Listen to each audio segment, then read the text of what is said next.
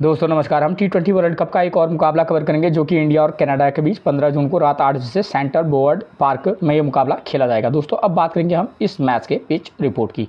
Pitch report की बात करें दोस्तों तो यहाँ की जो विकेट है ये एक batting friendly wicket, batting friendly ना सही लेकिन हाँ बल्लेबाजी के लिए ये कह सकते हैं कि अच्छी कंडीशन रहती है, चाहे फर्स्ट इनिंग हो या सेकंड इनिंग। ठीक है। अगर बात करें बॉलर्स की तो इस विकेट पर पेसर और स्पिनर दोनों को विकेट मिलते हैं। ठीक है, आप इस बात को ध्यान में रखकर चलिएगा। एक टिप्स जो मैं आपको हमेशा देता हूँ, अगर आपको समय पर पिच रिपोर्ट नहीं मिल पाती है तो कप्तान टॉस जीतने के बाद क्या कर रहा है, पहले बैटिंग कर रहा है या बॉलिंग कर रहा है, आप उसके डिसीजन को अपना आधार बनाकर भी टीम में प्लेयर का सिलेक्शन कर सकते हैं। ठीक है। उसके बाद बात करेंगे वेन्यू रिकॉर्ड की। वेन्यू रिकॉर्ड की बात करें, इस ग्राउंड पर अब तक टोटल 15 T20 मुकाबले खेले गए हैं, जहां बैटिंग फर्स्ट करने वाली टीम 11 बार तो वहीं बैटिंग सेकंड करने वाली टीम 4 बार यहां अपने मुकाबले जीती है। और एवरेज स्कोर कितना रहा है, 167 का। ठीक है। अगर हम इस रिकॉर्ड को देखें तो इससे भी क्लियर है कि एवरेज स्कोर देखिए 15 मैचेस में अगर 167 रन का एवरेज स्कोर है, यानी कि आप समझ सकते हैं कि हाँ बल्लेबाजी के लिए ठीक ठाक कंडीशन रहती है। ये तो टीमों पर भी डिपेंड करता है कि कौन कौन सी टीमें आपस में खेल रही हैं। ठीक है ना, कई चीज़ें, ये तो एक महज रिकॉर्ड है। उसके बाद जो अननोन फैक्टर होते हैं, भाई कौन कौन सी टीमें खेल रही हैं उसके बारे में मैं आपको आगे बताऊंगा। ठीक है। इन 15 मुकाबलों में अगर 11 बार बैटिंग फर्स्ट करने वाली टीम जीत रही है तो इससे क्लियर है कि जो टीम बैटिंग फर्स्ट करेगी उसके जीतने के चांसेस काफ़ी हाई रहेंगे। ठीक है। और बैटिंग सेकंड करने वाली टीम भी 4 बार मैचेस जीती है, तो ये भी है कि अगर थोड़ा सा होगा तो एक चांसेस रहते हैं कि हाँ भाई सेकेंड इनिंग में बैटिंग करने वाली टीम भी यहाँ मुकाबले जीत सकती है। लेकिन मैं आपको एक चीज़ और दे दूँ, इस ग्राउंड पर जो 2022 और 23 में जो यहाँ T20 मुकाबले खेले गए हैं, लास्ट के 4 मुकाबले, उनमें 2 बार बैटिंग फर्स्ट करने वाली टीम तो वहीं 2 बार बैटिंग सेकंड करने वाली टीम भी जीती है। ठीक है। कहने का मतलब ये है, देखिए दोस्तों, बशर्ते रिकॉर्ड आप कुछ भी कहे, लेकिन ये मुकाबला हमको अननोन जो फैक्टर रहते हैं कि हमको देखना पड़ता है कि ये दोनों टीमों किस किस टीम के बीच मुकाबला खेला जा रहा है। ठीक है। इस ग्राउंड पर किस प्रकार के मुकाबले हुए हैं, ठीक, जो टीमें खेल रही हैं उनके प्लेयर किस फॉर्म में हैं। ठीक है ना, तो आपको ये सुविधा मिल जाती है कि भाई मैच, अगर आपको ये पता चल जाए कि भाई इस ग्राउंड पर इस प्रकार का मुकाबला हो रहा है, जैसे इंडिया और कनाडा का मुकाबला है, इंडिया और कनाडा के मुकाबले में 99% चांस है कि इंडिया मुकाबला जीत जाएगी आसानी से। लेकिन हमको एक ड्रीम टीम बनानी है, तो ड्रीम टीम में हमको जो है कनाडा के ऐसे कौन से ऐसे प्लेयर हो सकते हैं जो ड्रीम टीम में हो सकते हैं। तो हमको ये नहीं बताना है कि भाई ये टीम जीतने वाली है, हमको ये सिलेक्ट करना है प्लेयर को कि भाई जो कनाडा के 2-4 प्लेयर होंगे तो उनमें से हम किस बेस्ट प्लेयर को अपनी टीम में रख सकें ताकि हम ग्रैंड लीग जीत सकें। तो कई चीज़ें जो होती हैं वो अननोन फैक्टर के अंतर्गत आती हैं। ठीक है ना, देखिए उसके बाद बात करेंगे हम प्लेयर्स फॉर्म की। उससे पहले अगर आपने मेरे चैनल को सब्सक्राइब नहीं किया तो प्लीज़ सबसे पहले आप मेरे चैनल को सब्सक्राइब जरूर कर दीजिएगा। ठीक है। देखिए प्लेयर्स फॉर्म की बात करें तो यहाँ पर इंडिया की तरफ से रोहित शर्मा, ऋषभ पंत, सूर्य कुमार यादव ने पिछले मैच में जरूर अच्छी इनिंग खेली है, लेकिन विकेट बैटिंग फ्रेंडली है तो एक ऑप्शन हो सकता है, लेकिन मैं सिर्फ इनका नाम ऐड किया हुआ है। ठीक है। इनकी फॉर्म वैसे कोई खास चल नहीं रही है। ठीक है। पिछले मैच में जरूर ने अच्छा 50 रन का स्कोर किया हुआ है। और हार्दिक पांड्या की अच्छी फॉर्म है। अक्षर पटेल एक ड्रीम टीम के माने लाइव प्लेयर है। ठीक है, इनका फॉर्म अच्छा है। अर्शदीप सिंह का अच्छा फॉर्म चल रहा है और जसप्रीत बुमराह का इंडिया की साइड से। कनाडा की बात करें तो उनकी तरफ से ए जॉनसन की फॉर्म ठीक ठाक है।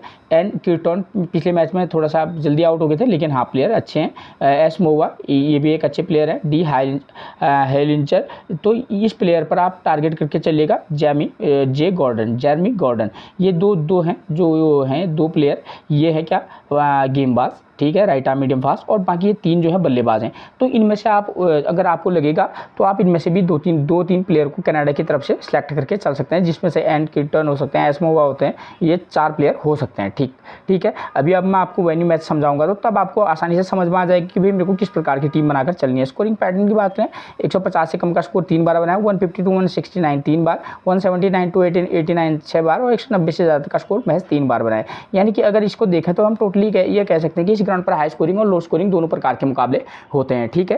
तो अगर कनाडा अगर फर्स्ट इनिंग में बल्लेबाजी करेगी तो जिस तरीके का ये मैदान है जहां बैटिंग फर्स्ट के लिए भी ठीक ठाक कंडीशन रहती है, तो हो सकता है कि 150 के समथिंग बना ले, और लो स्कोरिंग मुकाबला होगा तो जल्दी भी सिमट के जा सकती है कनाडा की टीम। ठीक है। उसके बाद बात करेंगे हम वेन्यू मैचेस की। इससे पता चलेगा आपको कि भाई इस ग्राउंड पर किस प्रकार के मुकाबले होते हैं। ठीक है ना, ये मुकाबला 13 अगस्त 2023 को खेला गया था। ठीक है। देखिए स्कोर की, देखिए इसमें 165 रन, विकेट कितने गिरे हैं 9, और वेस्ट इंडीज़ ने इसको चेज कर लिया है आसानी से। तो मेरे कहने का मतलब ये है दोस्तों कि यहाँ पर चेज भी हो जाता है, ठीक है। और ख़ास तौर पर जब हम टीम बनाएंगे तो इसी बेस को आधार मानकर हमको पता होना चाहिए कि फर्स्ट इनिंग में कितने विकेट गिर रहे हैं सेकंड इनिंग में, ठीक है। और मैं एक जानकारी आपको ये दे दूं, यहाँ पर जो है फर्स्ट इनिंग में चेज भी होता है और फर्स्ट इनिंग में जो टीम बल्लेबाजी करती है वो भी जीतती है और सेकंड इनिंग में भी, ठीक है ना। तो दोनों समीकरणों को आप एक तो ये इस तरीके की टीम बना के चल सकते हैं, और कनाडा के लिए तो काफ़ी टफ होगा, ठीक है, इसलिए वो कंडीशन बताना कोई ज़्यादा ज़रूरी है नहीं। लेकिन हाँ, यहाँ सेकंड इनिंग में जो टीम मतलब चेज भी होता है और फर्स्ट इनिंग में जो टीम बैटिंग करती है वो भी मैच जीतती है। तो इस मैच के आधार पर अगर हमको टीम बनाना होगा, ठीक है, तो हम क्या कर सकते हैं कि मैच तो ऐसा जैसा नहीं होगा, काफ़ी चेंजेस होगा, क्योंकि इंडिया और कनाडा के बीच में मुकाबला खेला जा रहा है। तो जो टीम बैटिंग फर्स्ट करेगी, हमको पता है पावर प्ले में 2 विकेट गिर रहे हैं, ठीक है। इसका मतलब ये है कि जो भी टीम बैटिंग फर्स्ट करेगी उसके इस बात के चांसेस ये रहेंगे कि हाँ, पावर प्ले में यहाँ एक आध विकेट गिर सकते हैं, ठीक है, यानी कि ओपनर गिरेगा, ठीक है, एक आध। अगर इंडिया बैटिंग फर्स्ट करेगी तो हम क्या कर सकते हैं कि क्योंकि कनाडा के बॉलर जो हैं वो उतने अभी मैच्योर बॉलर नहीं है, तो हम क्या कर सकते हैं, उन्हें एक्सपीरियंस नहीं है उतना, तो इंडिया बैटिंग फर्स्ट करेगी। एक मैच में हम दोनों ओपनर को लेकर चल सकते हैं। किसी एक मैच में हम क्या करेंगे कि इंडिया के 2 ओपनर में से एक को हम ड्रॉप करके चल सकते हैं, ठीक है ना। हम चाहेंगे तो 2 नंबर, 3 नंबर, 5 नंबर के प्लेयर को भी पिक करके चल सकते हैं इंडिया के साइड से, ठीक है। किसी मैच में हम दोनों ओपनर के साथ हम 3 नंबर को भी पिक कर सकते हैं, उसके बाद 4 या 5 में जो आपको अच्छा लगे उसको भी पिक करके चल सकते हैं अगर इंडिया बैटिंग फर्स्ट करेगी। तो अगर कनाडा बैटिंग फर्स्ट करेगी तो वहाँ पर से हम क्या कर सकते हैं, किसी में हम टॉप ऑर्डर 1, 2, 3 में से एक को मौका दे देंगे, उसके बाद चाहे तो आप 4 नंबर, 5 नंबर के साथ जा सकते हैं, ठीक है। तो इस तरीके का कॉम्बिनेशन बनाकर चल सकते हैं। 4 नंबर के प्लेयर की फॉर्म अच्छी नहीं होगी तो आप नंबर 5 के प्लेयर को भी पिक करके चल सकते हैं, ऐसी कोई बड़ी बात नहीं है। कौन सा प्लेयर किस नंबर पर बैटिंग करने आता है वो मैं आपको आगे प्लेइंग 11 समझाऊंगा, तो वहाँ पर आपका सारा कुछ क्लियर हो जाएगा, ठीक हो गया। उसके बाद हम क्या बात करेंगे, जो टीम बॉलिंग फर्स्ट करेगी तो देखिए पेसर 6 विकेट, स्पिनर को 3 विकेट मिल रहा है, यानी कि जो भी टीम चाहे वो कनाडा हो या इंडिया हो, अगर इंडिया खेलेगी तो आप चाहे अगर थोड़ा रिस्क लेंगे 2 पेसर प्लस एक पेसर ऑलराउंडर हार्दिक पांड्या आ जाते हैं, प्लस एक स्पिनर, ठीक है, उसको भी लेकर हम चल सकते हैं। और अगर कनाडा बॉलिंग फर्स्ट कराएगी तो किसी मैच पर रिस्क लेना चाहेंगे तो आप 2 पेसर के साथ जा सकते हैं और प्लस एक ऑलराउंडर स्पिनर के साथ जा सकते हैं, ठीक है। और यहाँ पर आसानी से चेंज हो गया है, तो इस कंडीशन में, ठीक है, अगर इस बेस पर हम टीम बनाएंगे तो जो टीम बैटिंग सेकंड करेगी तो हम क्या करेंगे कि यहाँ पावर प्ले में 1 विकेट गिर रहा है, तो इंडिया अगर बैटिंग सेकंड करेगी तब हम भी क्या कर सकते हैं, दोनों ओपनर को लेकर चल सकते हैं। उसके बाद आप चाहें तो 3 नंबर, 4 नंबर या 5 नंबर, इनमें से आप एक आध को ड्रॉप करिए, एक को पिक करके चल सकते हैं। इस तरीके से अलग अलग कॉम्बिनेशन बनाना, ओपनर को ले लेना, उसके बाद 3 नंबर को अगर ड्रॉप करना चाहें या पिक करना चाहें कर सकते हैं, उसके बाद 4 या 5 नंबर में से एक को पिक करके चल सकते हैं, ठीक है। और किसी मैच में ओपनर को भी ड्रॉप करना, 1 नंबर, 3 नंबर, चाहे तो 5 नंबर या 4 नंबर में से एक को प्लेयर को पिक करके चल सकते हैं, ठीक है। इंडिया अगर बैटिंग करेगी उसके बाद हार्दिक पांड्या और अक्षर पटेल को तो हम टीम में लेकर चलेंगे, इसलिए मैंने उन पर फोकस नहीं किया है, ठीक है। और जो टीम बॉलिंग सेकंड कराएगी, एक पेसर एक स्पिनर यहाँ बॉलिंग कर रहा है, तो जो भी टीम सेकंड में बॉलिंग कराएगी तो हम क्या कर सकते हैं कि एक पेसर एक स्पिनर या एक ऑलराउंडर स्पिनर के साथ जा सकते हैं। वो तो कंडीशन भी तय करता है कि अगर कनाडा बैटिंग सेकंड करेगी, अगर हमने ये मान के चल रखे कि भाई सेकंड इनिंग में टीम जो है चेज के लिए बेहतर जा सकती है, तो उस कंडीशन में हम क्या करेंगे, कनाडा के उन प्लेयरों को टारगेट करेंगे जिनकी फॉर्म अच्छी है, ठीक है। ये नहीं कि कनाडा की टीम है तो हम सभी को ड्रॉप करके चले, किसी में तो हम करेंगे भी, लेकिन इस मैच के बेस पर हमारे लिए ये रहेगा कि बशर्ते कनाडा मैच हार भी सकती है, हारने के चांसेस काफ़ी ज़्यादा रहेंगे, तो वहाँ पर क्या रहेगा, हम उनके टॉप ऑर्डर में से भी एक को पिक करके चल सकते हैं। उसके बाद मिडिल ऑर्डर के प्लेयर मैंने मैं आपको बताया ही है, ठीक है, एस मोवा हो गए एंड कीटन हो गए, तो ये जो 2 प्लेयर हैं इन पर हम विशेष फोकस करके चल सकते हैं इस बेस पर, ठीक है ना। तो हमको वही सिलेक्ट करके चलने पड़ेंगे, ठीक है। कुछ प्लेयर तो ऐसे होते हैं जो अननोन होते हैं, वो अचानक आके परफॉर्मेंस दे जाते हैं, ठीक है। तो ये चीज़ों को हमको ध्यान में रखकर चलना होगा। अब बात आती है भाई कैप्टनसी और वाइस कैप्टनसी किसको दें, तो यहाँ पर बॉलर्स को भी आप वाइस कैप्टनसी दे सकते हैं कम से कम, ठीक है, जो टीम बॉलिंग फर्स्ट कराएगी। इस मैच के बेस पर ही टीम बना रहा हूँ तो इसलिए तो यहाँ पर क्या हो जाएगा कि जो टीम बॉलिंग फर्स्ट कराएगी हम उसके पेसर को भी वाइस कैप्टनसी दे सकते हैं, प्लस या सेकंड इनिंग में जो टीम बल्लेबाजी करेगी उसके बैट्समैन को भी हम क्या कर सकते हैं, वाइस कैप्टनसी की चॉइस में रख सकते हैं, ठीक है। फैक्टर ये तो चीज़ आपकी क्लियर होगी। अब जो फैक्टर रहेगा इस मैच का वो ये रहेगा कि अगर इस मैच के बेस पर टीम बनाएंगे, अगर कनाडा बैटिंग सेकंड करेगी तो अब हम उनके बल्लेबाजों को भी पिक करके चल सकते हैं, ठीक है। ये कहने का मतलब है मेरा, बाकी और कुछ नहीं। और अगर मान लीजिए कनाडा फर्स्ट इनिंग में बॉलिंग कराएगी तो आप 2 पेसर के साथ भी जा सकते हैं, ठीक है, वरना एक पेसर एक स्पिनर के साथ आप जाना उचित ज़्यादा रहेगा, ठीक है। अब दूसरे वाले वेन्यू मैच की बात करूँ तो ये ग्राउंड इसमें भी क्या हुआ है, चेज आसानी से इंडिया ने कर लिया है। वेस्ट इंडीज़ ने फर्स्ट इनिंग में बल्लेबाजी की है और 178 रन बनाए, विकेट कितने गिरे हैं 8। तो कहीं ना कहीं अगर मैं बात करूँ तो फर्स्ट इनिंग में इस वाले मैच में भी विकेट गिरे हैं और इस वाले मैच में भी विकेट गिरे हैं, ठीक है। कहने का मतलब ये है कि कनाडा बैटिंग फर्स्ट करेगी तो उसके लिए काफ़ी टफ हो सकता है, ठीक है।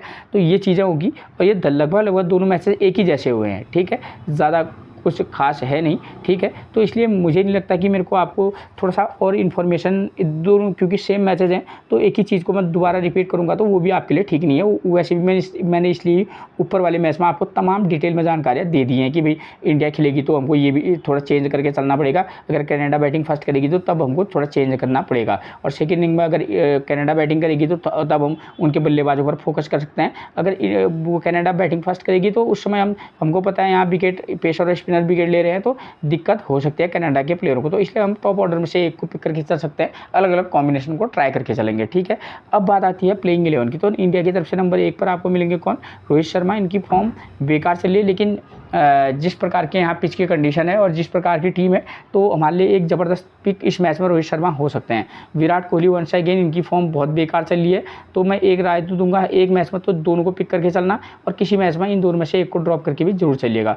उसके बाद बात आती है नंबर 3 पर कौन आते हैं, ऋषभ पंत। इनका फॉर्म देखिए, इनका फॉर्म जो है बढ़िया चल रहा है, ठीक है। वाइस कैप्टनसी की एक चॉइस बन सकते हैं। सूर्य कुमार यादव ने पिछले मैच में एक इनिंग अच्छी खेली है, उससे पहले बीच बीच में कभी कभी इन्होंने 30 से 50 का स्कोर किया हुआ है, ठीक है। तो थोड़ा सा ध्यान से ही आप सूर्य कुमार को पिक भी करना और ड्रॉप भी करना। शिवम दुबे ने पिछले मैच में अच्छी बैटिंग की है, ठीक है। फॉर्म इनका भी कोई खास चल नहीं रहा है, चाहे सूर्य कुमार यादव हो या शिवम दुबे हों, और वैसे भी ये इस लेवल के प्लेयर हैं, इनको एक ही मैच लगता है फॉर्म में आने के लिए, उसके बाद ये ज़बरदस्त बैटिंग करते हैं, ठीक है। उसके बाद बात करेंगे हम नंबर 6 पर अक्षर पटेल की। तो अक्षर पटेल की बात करें तो इनको हम पिक करके चल सकते हैं, क्योंकि मैं इस पिच पर जो है स्पिनर और पेसर दोनों को विकेट मिलते हैं तो एक अच्छी चॉइस बन सकते हैं, ठीक है। अगर हम सूर्य कुमार यादव शिवम दुबे को तभी पिक करेंगे जब हम ऊपर से विराट कोहली, रोहित शर्मा इनको या ऋषभ पंत को ड्रॉप करके चलेंगे, ठीक है। ऋषभ पंत को ड्रॉप करने का रिस्क तो शायद इस मैच में कोई नहीं लेगा। और एक बात बता दूं, वहाँ भी एस मोवा है, मोवा, तो वो भी जो है एक हमारे लिए एक चॉइस हो सकते हैं। जिस मैच में आप ऋषभ पंत को ड्रॉप करेंगे उस मैच में आप उनको मौका देकर चल सकते हैं। उसके बाद हार्दिक पांड्या, इस मैच में भी इनका इम्पैक्ट रहेगा, ठीक है, एक अच्छी चॉइस बन सकते हैं। रविंद्र जडेजा का तो इस साल कुछ हुआ ही नहीं है। उसके बाद नंबर 9 पर बात करेंगे तो मोहम्मद सिराज।